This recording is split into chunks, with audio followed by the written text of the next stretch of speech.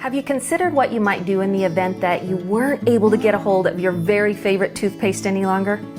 Or perhaps you're like me and that you're really trying to be conscientious about what you put inside your body and on the outside of your body, health-wise.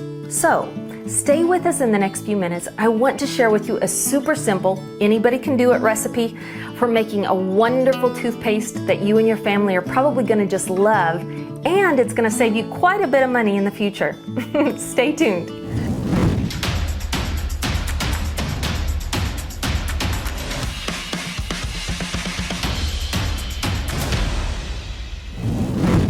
It's hard to imagine that toothpaste could be controversial, but as you see as we get into this, you're going to hear a little bit of things that you may agree with or disagree with, depending on how you were taught and trained. Will you just bear with me? And I would love to invite you to take the time to do your own research and do what works best for your conscience and your family. Now, let's get into a little bit of this. In the event that you're trying to be natural, there are lots of options for you to brush your teeth. In fact, in centuries past, they've just brushed their teeth even with sticks from outside, and that was sufficient enough to keep all their teeth for their whole life. So there are many options out there, but one of my favorites that you've heard me mention in a different video was Castile soap. Yes, it's soap, and yes, it's going to bubble up nicely, but it might not taste very good. In a pinch, you could use this just fine for toothpaste all by itself and get a good clean mouth. It's going to do its job. Also, you could use baking soda all by itself, which is wonderful. It does taste really a whole lot like salt, so it's just like putting a bunch of salt in your mouth and scrubbing it around, but it does do a good job. So keep in mind, in a pinch, you could do that. Also, diatomaceous earth. I use it for everything. It's amazing at brushing your teeth just by itself, even though it's going to taste mostly like you have a little bit of sand and mud and dirt in your mouth. That's about all it tastes like at the most. But it's fantastic for your gums. It's great in a pinch all by itself. Now, a couple of things I don't like to promote, and that is the use of fluoride. Now, I know that fluoride in toothpaste is different than fluoride in the water that we drink. And the fluoride that is in 90% of water throughout the United States is the same thing that's like toxic waste. You do your own research on it, but certainly if you're drinking tap water in a city environment, you're probably getting plenty of fluoride that way, and you don't need to be adding to that. However, it is a worse kind of fluoride for you than what you would get in your toothpaste. Also, I think that there is nothing wrong with having your whole family have just little mini toothpastes in their bug out bag or their everyday carry bag or whatever it is that they might need to have with them in the event that they needed to get home and were away from home for a couple of days before they got back. It's just fine. It's not going to hurt anything. But if you want to try to be as natural as possible, I want to give you a really easy recipe. Now, you're going to see all kinds of them on the internet. In fact, I would probably say many of them are fantastic. So use whichever one works for you. But I want to talk you through just a couple of things that I don't care to use. One of them is turmeric. You'll actually see people say that turmeric is excellent for your health. We do know that that's true. You'll see a video where we expound on its benefits and features some other time. But turmeric on your teeth, it does have a bit of a yellowing, staining effect if you use it more than just a time or two. So I don't recommend putting that in my toothpaste. Also, yes, you can disagree with me if you like, because you're going to see a whole bunch of videos and tutorials on how to make toothpaste using glycerin. It is natural. It is just fine for you. However, it does have a way of coating your teeth so that if you're trying to remineralize them, this kind of counteracts that and doesn't allow the surface of the tooth to be penetrated with anything that's going to help get that calcium and the potassium and things like that, those trace minerals you need to help remineralize your teeth. This is going to fight that. So I don't use glycerin in my toothpaste. Also, a lot of folks love to use coconut oil, and this is fantastic. I have used it in toothpaste before, but I just didn't really care for it. First of all, I don't like toothpaste that tastes like coconut, and it felt just oily in my mouth. I do strongly believe in oil pulling. You'll see a whole nother video on that, and I save my coconut oil for that. and would encourage you to as well. But for our purposes today, we're going to avoid those couple of products, and let me show you what I do add and why. Here we go. I'm going to start by adding 2 tablespoons of diatomaceous earth or bentonite clay. And next we're going to put in 1 tablespoon of baking soda. Also, we're putting in the activated charcoal, and that's going to make it dark. Remember, this is purely optional, so you are welcome to leave it out and just swap it out. I would recommend with bentonite clay. All right, next we're putting in 1 tablespoon of the Castile soap, and this is going to give it some bubbliness that is so good. You could use just plain old Castile soap, or you could use peppermint or almond. Those are my 2 favorites. You see me using stevia drops here, and I made them myself, so I like to use them. However, a lot of folks prefer stevia powder, and that works fantastic for this. But also a great option that I'll probably use the next time is the xylitol. And you'll find that is an ingredient that is used more and more often in sugar-free gums because it helps rebuild the enamel on your teeth. And we're going to put in our peppermint drops for some flavor. And I'm going to put in about 10 of these drops. You want to use the food grade essential oil. Let's go ahead and get this stirred up. And it's going to make a nice, good paste for us.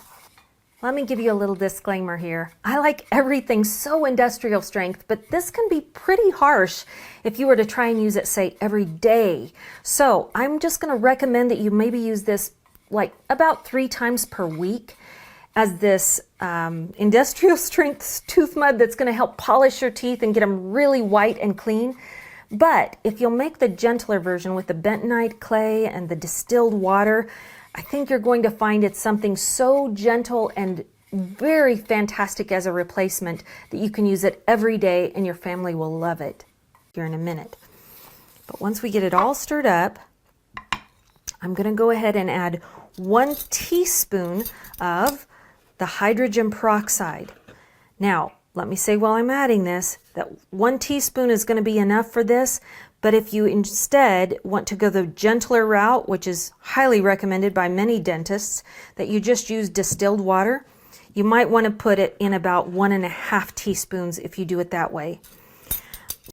Wow, it has been 5 minutes, and I don't know if you can see this, but it has just fluffed all up and gotten all creamy like just from sitting there 5 minutes. Now, it won't keep growing or getting creamier as it sits or anything like that, but it is time now to go ahead and get this in a nice sealed container.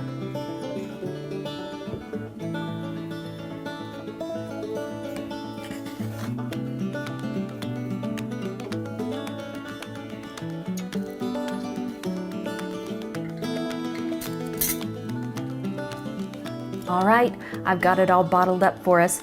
It didn't all fit in that one little jar, but I put the rest of it in this great tin that's fantastic for sliding into a thin pocket or something on the outside of your book bag. All right, I want to talk you through just a couple of the reasons I choose these particular products. The first one of which is a favorite of mine, diatomaceous earth. It's notorious for helping with any kind of gum disease or receding gum line that you have. This is what's going to treat that and do it very gently and do it very well. It also is notorious for being found in tooth polishes, so it's great for polishing the surface of your teeth. However, you do want to be careful. I make sure I use a soft toothbrush, and I don't go furious and for long lengths of time with it. 2 minutes is enough when you brush your teeth with a soft toothbrush to not worry about this getting too extreme in how it gets the surface off your teeth. Now, the soda is fantastic for cleaning your breath, which is wonderful, getting rid of bad bacteria, and polishing your teeth to get them cleaner as well. The favorite of mine is this activated charcoal, but I want you to know it's entirely optional. If you don't want little black specks on your mirror and on your white sink, you don't have to use the activated charcoal. Just swap out that 1 tablespoon for one of these 2 products. That'll be just fine. Remember that this one tastes saltier, and this one just doesn't taste like much of anything except for mud. So if you swap it out, just keep in mind what you're swapping it with. Okay, I love the Castile soap because it gives just a little bit of bubbliness, and I do like to have a little fizz and bubble in my toothpaste, just like normal toothpaste I would buy at the store.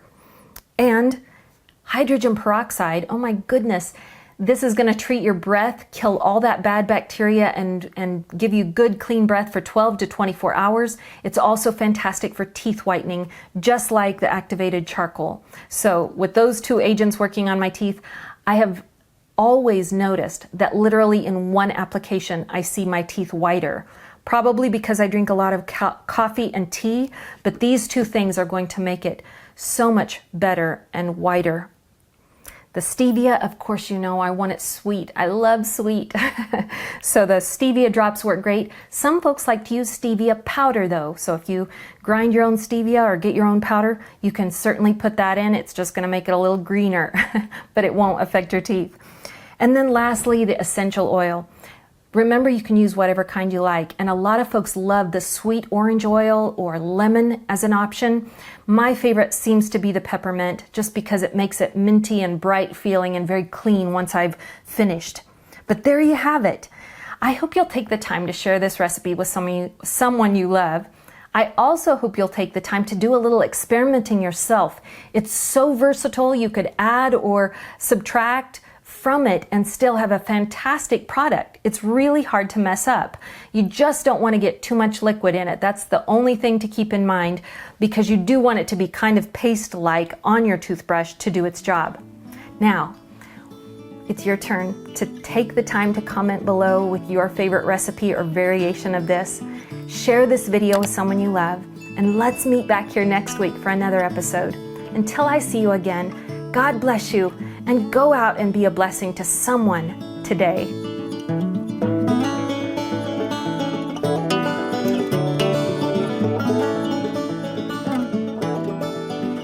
Before you go, let me share this bit of scripture with you. This is out of the book of Luke, chapter 12, verses 6 and 7. It says this: "Are not 5 sparrows sold for just 2 pennies, and not one of them is forgotten before God? Why, even the hairs of your head are numbered. Fear not, for you are of much more value than many sparrows." Now go spread the word.